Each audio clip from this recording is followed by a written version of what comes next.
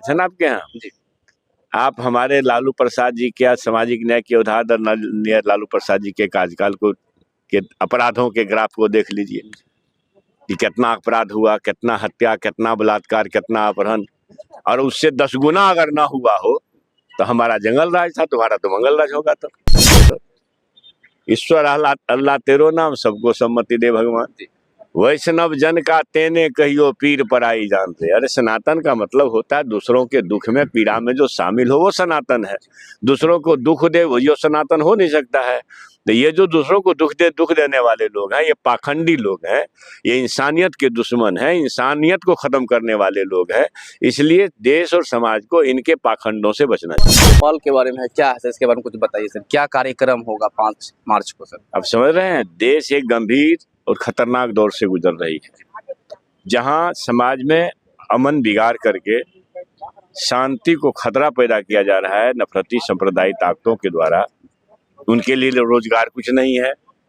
बेरोजगार युवाओं की संख्या इस देश में सबसे ऊंचे दर पर है, ऊंचे स्तर पर है। आज तक इस देश के इतिहास में इतनी ज्यादा बेरोजगारी कभी नहीं थी पढ़े लिखे युवाओं की।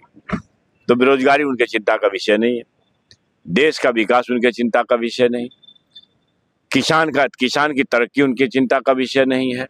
सिर्फ अमन बिगाड़ करके, पाखंडवाद फैला करके ये वोट के जुगत में शासन को ले जाना चाहते हैं और चंद उद्योगपति मित्रों को मालामाल करना चाहते हैं। इसके खिलाफ युवाओं के माध्यम से, युवा एक बड़ी शक्ति होती है, युवाओं के माध्यम से समाज को सतर्क करने की मुहिम है हमारी पार्टी की, और इसमें युवा राजद अच्छा काम कर रही है। और ये ऐतिहासिक ये चौपाल होने जा रहा है। आप देखेंगे 5 तारीख को ऐतिहासिक चौपाल होगा, और हम उम्मीद करते हैं कि देश के युवाओं को यह चौपाल झकझोरेगा, न सिर्फ बिहार के युवाओं को। क्या लग रहा है इस बार सर बिहार बदलेगा सर? इस बार बिहार बदलेगा या नहीं? देखिए, बिहार बदलना तय है। नफरती संप्रदायवादी शक्तियों को परास्त करना यह समाज की जरूरत है, और मैं उम्मीद करता हूं कि ये 5-7 महीने के कार्यकाल में बिहार एक संदेश देगा। जब यहाँ पर नफरतियों को धक्का लगेगा तो इससे देश भी संभलेगा, और देश के युवा भी संभलेंगे, और देश में एक परिवर्तन की लहर दौड़ेगी। सर डबल इंजन की सरकारों का कहना, अगर लालू का सरकार आ जाता है तो कहीं ना कहीं जंगल राज हो जाएगा, कुछ ये भी सरकार। अभी गए थे ना आपके यहाँ जी।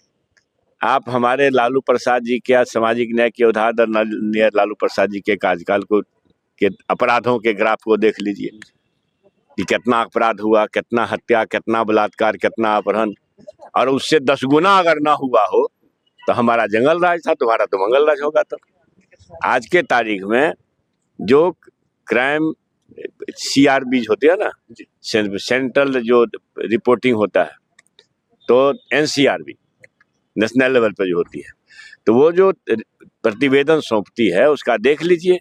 बिहार अपराध, सभी तरह के संज्ञेय अपराध के मामले में उत्तर प्रदेश के बाद दूसरा राज्य।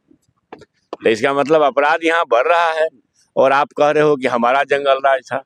तो आपके यहाँ रोज रोज जो घटनाएं हो रही है, समाज की स्थिति क्या है भाई? आप लोग यूथ है, समझिए। नीतीश बाबू के नीति से नियोजन नीति ला करके नीतीश बाबू ने शिक्षा खत्म किया, जिसको महागठबंधन की सरकार ने नियुक्ति नीति में बदला। BPSC परीक्षा ली शिक्षकों की, और सामाजिक न्याय के उदाहरण आदरणीय लालू प्रसाद जी के आशीर्वाद से और युवा आदर्श तेजस्वी जी के सहयोग से मैं शिक्षा मंत्री का मकाम देख रहा था। तो आप समझे कि अकेले जिस राज्य में महागठबंधन की सरकार आने के बाद नियुक्ति नीति आई और लगभग 2,17,000 लोग बहाल हुए, 90,000 और वैकेंसी उसी में क्रिएटेड था जो अभी रिजल्ट आया है, और शिक्षक लोग फिर ज्वाइन करेंगे। तो 5 लाख युवाओं को नौकरी देना और 3 लाख को की नौकरी को प्रक्रियाधीन करके आना, और उसी पर अब सरकार काम कर रही है। जो पहले कहा जाता था कि हमारे नेता जब बोलते थे 10 लाख नौकरी देंगे तो बाप के घर से लाएगा, कहाँ से पैसा आएगा, नहीं है, असंभव है। असंभव को संभव कर देने वाला नेता है तेजस्वी प्रसाद यादव, और उसके जो सेनानी है इस असंभव वाले को इस अगले चुनाव में नफरत को भगा करके, संप्रदायवाद को भगा करके, अब मोहब्बत वाला जब सरकार बनेगा, सामाजिक न्याय समाजवाद वाली सरकार बनेगी, तो देखिएगा वो भी एक उदाहरण पेश करेगा। सर कहीं ना कहीं सर बीजेपी वाले हैं, वो गठबंधन के सरकार, ये अल्लाह और भगवान के नाम पे सर कहीं ना कहीं वोट लेकर अफवाह फैलाते हैं। अब बताइए, तो ईश्वर अल्लाह तेरो नाम, सबको सम्मति दे भगवान।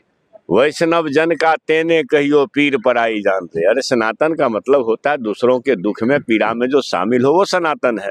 दूसरों को दुख दे वो जो सनातन हो नहीं सकता है। तो ये जो दूसरों को दुख देने वाले लोग हैं, ये पाखंडी लोग हैं, ये इंसानियत के दुश्मन हैं, इंसानियत को खत्म करने वाले लोग हैं। इसलिए देश और समाज को इनके पाखंडों से बचना चाहिए।